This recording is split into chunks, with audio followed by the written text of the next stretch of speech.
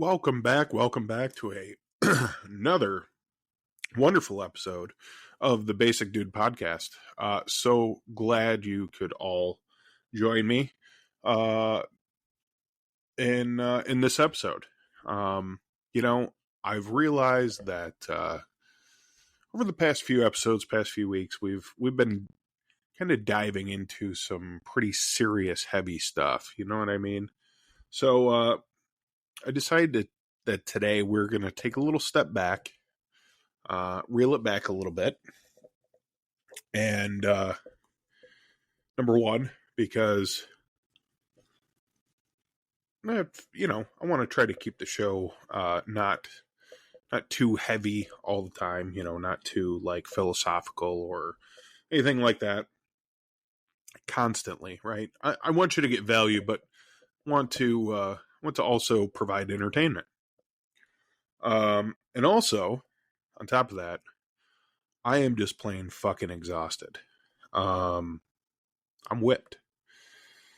It was a long day today, 13-hour work day, out in the heat, in the sun, busting my ass, soaking t-shirts, soaking towels, drinking water, and when I work long days like that, by the end of the day, I'm just absolutely beat. How could you not be? I don't care who you are, right? Whether you're, just that long of a work day, regardless if you're inside, outside, whatever you do for a living, it really does. It just takes a toll on the body, whether it's mentally or physically. You just get ran down. You get tired out. So yeah, with that said, for many years, I've worked long hours. I have been working 13-hour days, 5 days a week, and then like 5 or 6 hours on a Saturday for many years, many years. And back in my days of another profession that I held, which was a very, very cool profession.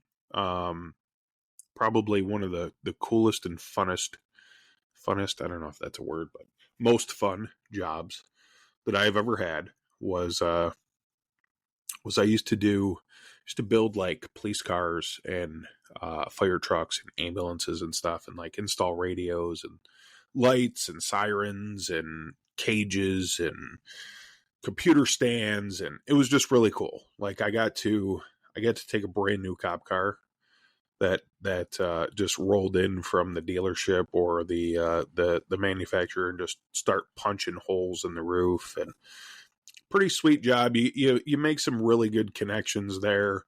You start to know folks in the community, we'll say, and it of course always benefits you. But I worked with a gentleman, and he was an older guy, older than me. What he would do, we got an hour lunch break. Him and I, we were like, I don't know if we were just the poorest people there, but him and I were always the two that would always work overtime. We would work 8 a.m. to 9 p.m. Monday through Friday, and then Saturdays we would come in for a couple hours. It's a lot of work, right? You're talking 65, 70, 75 hours a week. So what he would do every day when he went home, and this is something that he's always done, I guess, is he would go home on his 1 hour lunch break. He would eat something real quick, and then he would take a 30-minute nap. So that's what today's episode is about, is basically the power of naps, or the benefits of naps. I don't know. For me, I look at naps like in two ways. Well, first of all, I know naps are not necessarily like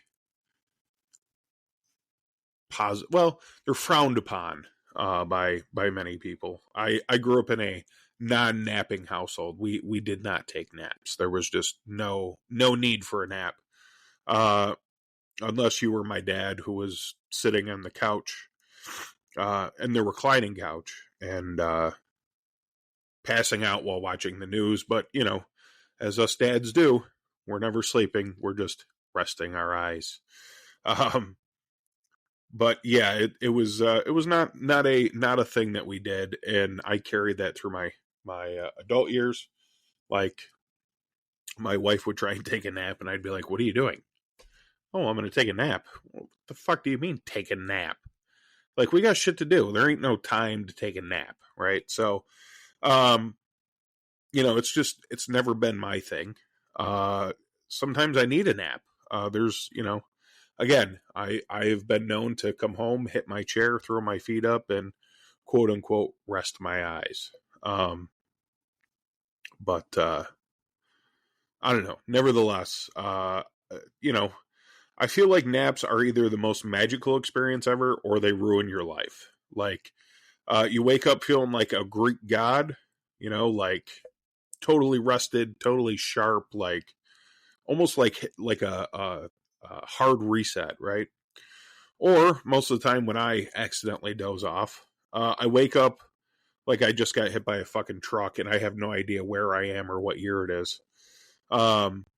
Which is probably why I'm not big on naps. But anyway, for those of you who care to know, I suppose we have we're going to discuss naps today. All right, we'll keep it a little light, sort of fun, but still useful information for you. So, number one, why do we nap? I'm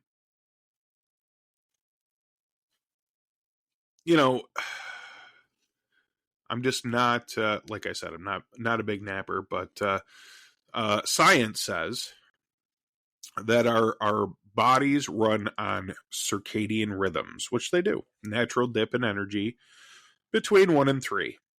Strangely enough, that's right after lunchtime. So they say that digestion is the hardest work that your body does, which is why you're never supposed to eat right before bed, stuff like that. But definitely slows you down, right? The naps are basically our body saying, "Bro, just shut it down for a bit." A lot of times we sit sedentary, and if we're tired enough and we're comfortable, we can we can fall asleep.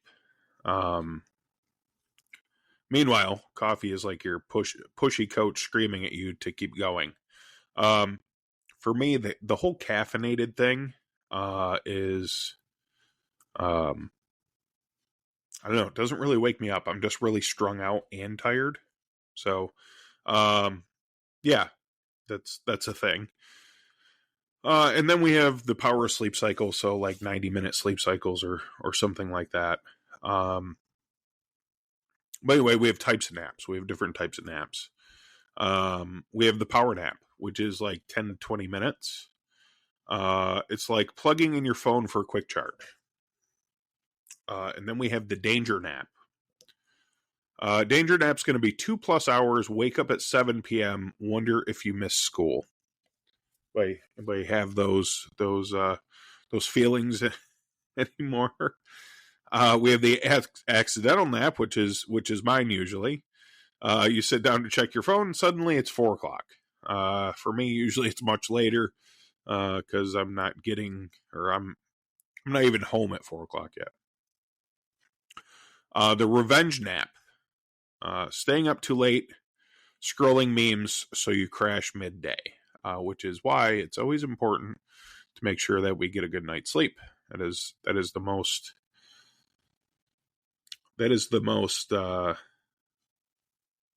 important part of really our body's like homeostasis, I guess, is good sleep, right? Our body has to shut down, it has to recharge, it has to recover, right? So, uh, it.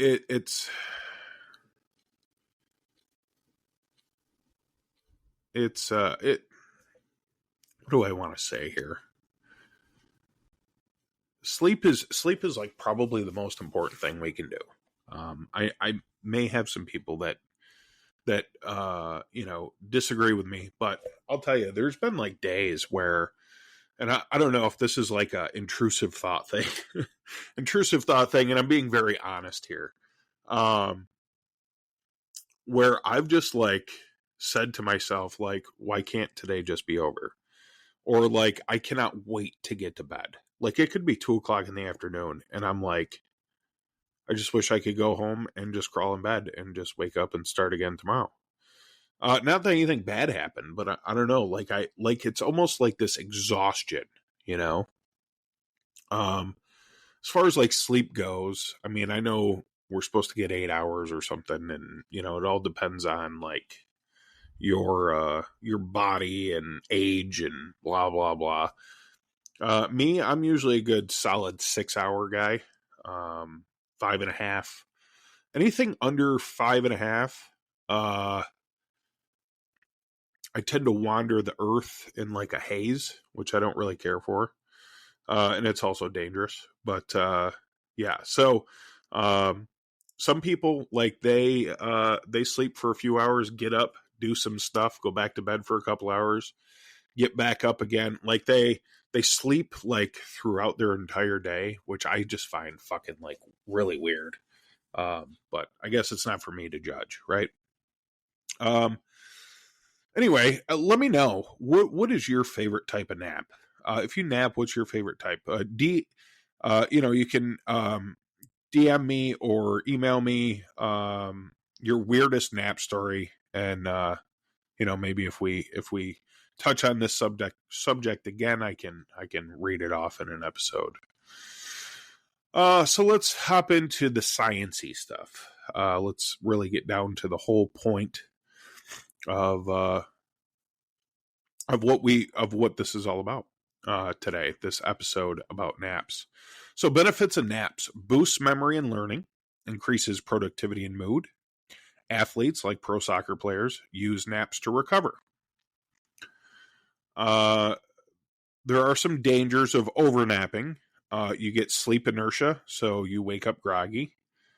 Or it does mess with your nighttime sleep, which is probably, like me, myself, it's probably why I don't like to nap, because when I get in bed, like, I'm one of those people that never have a hard time falling asleep. Not trying to brag. Especially now that I use the PAP, PAP Nation here. As soon as I put that thing on and it starts like blowing air up my nose, it's like a switch. It's like an air actuated switch. I am out like a light. I can stay up for 36 hours. I've done it many, many times. 36 hours, 40 hours. Like actively working, like doing stuff, right? Totally with it, totally in my right mind. If I were to put on my CPAP machine, I'd be out.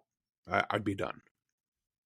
I don't know what it is. It's almost like my brain says it's time to sleep now.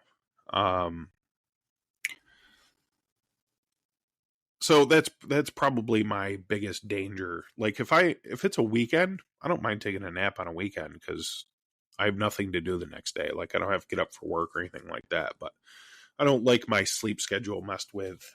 It's part of my routine, and I don't like it messed with during the week. But we have some fun facts here for you. Did you know that Winston Churchill, Salvador Dali, and Albert Einstein, all nappers, all of them.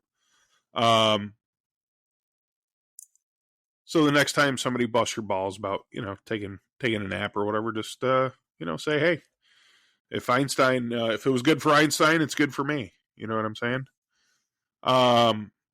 So the art of the perfect nap. So here's some napping tips for you. Number one, find your nap zone. Couch, bed, recliner is my favorite. Set an alarm. Avoid a 3-hour coma. If you're intentionally taking a nap, yeah, probably a good idea to set an alarm. I don't know. I don't know how this. I don't know how this works, but apparently it does. So there's coffee naps. So you drink coffee and then you nap 20 minutes and you wake up turbocharged. Somebody try that out for me. Let me know if that actually works or not. So you're caffeinated and reset, I guess. And then darkness and quiet. Eye mask, headphones. I'm a personally. Now that I'm down here by myself in Florida, I sleep with the TV on. I know it's not good for you, but it doesn't seem to bother my sleep. And my wife cannot have the light on when we're sleeping, so I get to sleep. So she's not with me. I get to sleep with the TV on. But normally, a good fucking white noise machine thing. Throw on a good thunderstorm. I'm out like a light, man. That is good stuff. If you nap too long, that's not a nap. That's just an early bedtime. You are, congratulations, you are 85 years old. So let me know. If you guys nap out there, what's your thing? Do you just kind of let it happen naturally, or are you intentional about taking a nap? And then we have, in other cultures, America, we are the land of workers for sure. We have some of the longest work weeks in the world. The least days off, all that stuff. I mean, the exception of communist countries and slave labor. But yeah, you ever heard the word siesta? That is, they siesta in Spain. So basically after lunchtime, which I think my Spanish teacher actually told me in Mexico, the kids go to school in the morning and then they go home for lunch and then they spend time at home and then they go back to school to finish the day and then they come home again. I think it has something to do with the hottest part of the day or something, which makes sense to me. I mean, I don't get up at 4 a.m. to go to work because I want to. I do it to try and avoid the heat of the day and the sun and all that stuff. In Japan, they have inemuri. Forgive me if I mispronounce that. Basically, sleep at work it's a sign of dedication. Meanwhile, here in the U.S., if you get caught taking a nap at work, people assume you've just given up on life, or you have a drinking problem, or there's trouble at home. And then you have these progressive companies, Google and all the other tech places. I think Apple, they have nap pods. I don't know, but I feel like these people who work there they have a very long work day, so therefore they get to take a nap because they're there for many, many hours. Yeah, if a customer saw me napping in my truck, probably wouldn't be a very good situation, to say the least. So yeah, that's a no-go for me.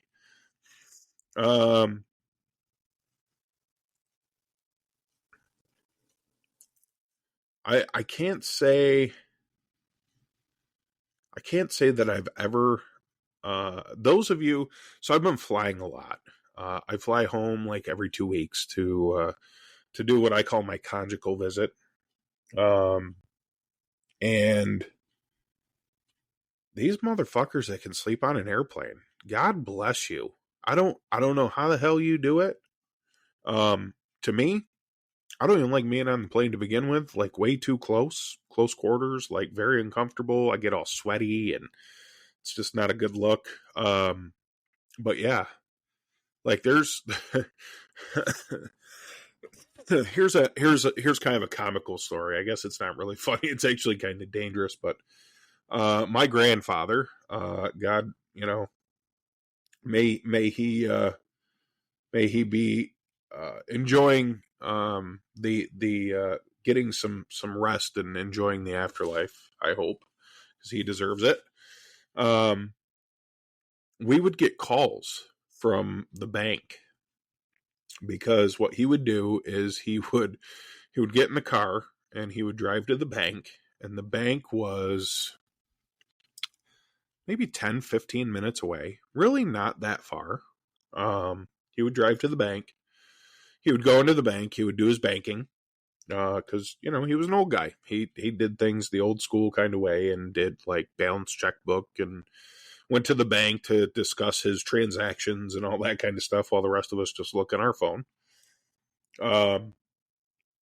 But yeah, we would get calls from the from the bank, because he would go out to the car and sleep in the car for like an hour, and then just kind of wake up and just drive home. So he just like couldn't. I know it sounds like crazy and like dangerous, right? You got this old guy who like can't drives 15 minutes and has to sleep for an hour.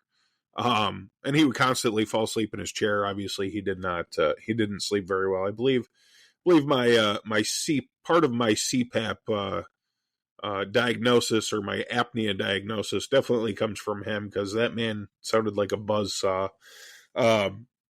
But yeah, he would like we would have stores in the bank like call us, or go out and try to like wake him up, or possibly call the fire department, because he would just be passed the fuck out in the car in the parking lot. It was and his remedy for this was he would down the frappuccinos you buy at like the gas station, not the ice ones, but the cold coffee drinks. He would suck down a frappuccino so that way he could drive to the bank. We probably should have been taking him, but we have to allow the elderly to have their independence as long as we can, I suppose. But yeah, I thought that was kind of funny. Like the day the bank called and called my mom and said, "Yeah, your father is asleep, and we can't wake him up. Is he okay? Does he have any health issues? Blah blah blah."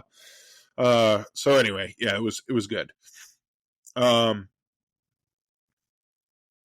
let's recap here. We'll recap our key takeaways. Short naps equal energy. Long naps equal regret. And these coffee naps supposedly are a life hack. I don't know.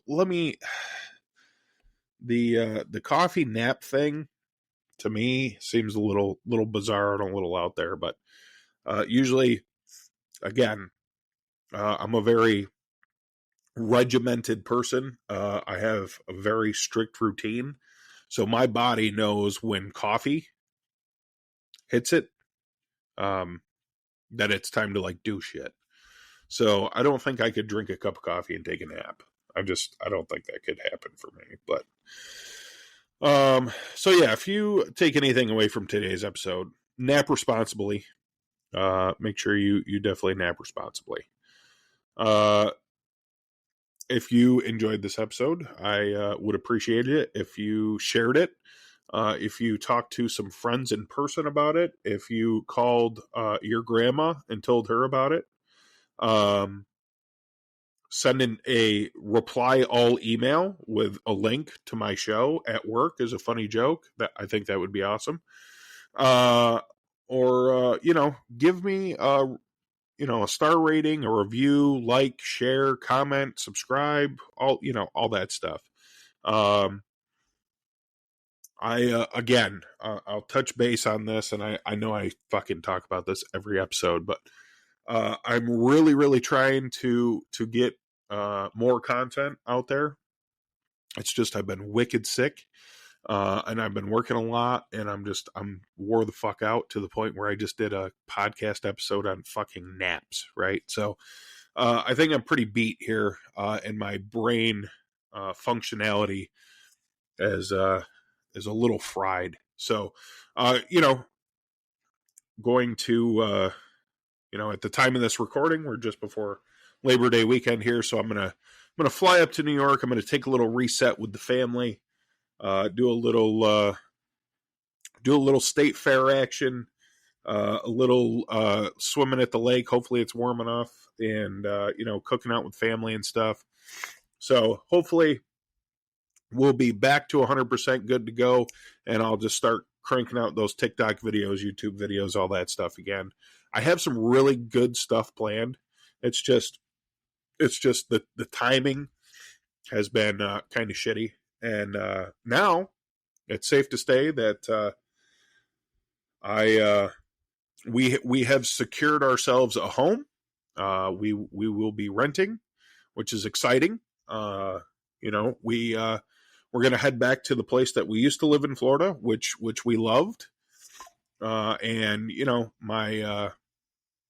my kids can go back to school with their friends at a school that I know that my son attended over there, and we can reconnect with friends and just feel like really comfortable and really good and really happy to. I've mentioned it on the show before. I'm going home. I'm going to be happy to be home. So that's really awesome. The West Coast, it's cool. Just not for us. Well, not really for me. I don't really know it well enough to be able to pick a place to live and feel confident in that. So, you when it comes to things like that, you go where kind of thing. So. Really excited for that. That'll be we'll be changing over there in the next few weeks. So really happy that things are really coming together down here, and the job's going well. Minor hiccups here and there, but there's always growing pains with a new company. That's just how it goes. But yeah, things seem to be coming together. I'm happy to be a Floridian again. The weather's hot. The sun is relentless, right? But I know here in a few short months that while everybody else is digging out their cars like I was last year, I'm going to be watching those motherfuckers on TV and laughing my balls off while I'm, smoking a brisket and mowing my lawn, living the land of endless summer. And yeah, that's what you get down here. But yeah, I'm glad to be home. I'm feeling really good about it, and I think things are moving in a positive direction. And I just over these past couple months with all of this stuff going on, that it's really making me believe deeper in something bigger, in a higher power that kind of controls these things. Whether you believe in that or not is totally up to you. But with some of the coincidences and stuff that has happened for me, it's making it hard not to believe. There's about a million things that should have come up to stop this, to prevent all of this from happening. And there's been some small bumps and hiccups on the road, but nothing that we couldn't recover from or change or adapt to, which has been really awesome. And I'm just really grateful for the opportunity that my life gets to work out like this. And I know not everybody is happy about it in my family.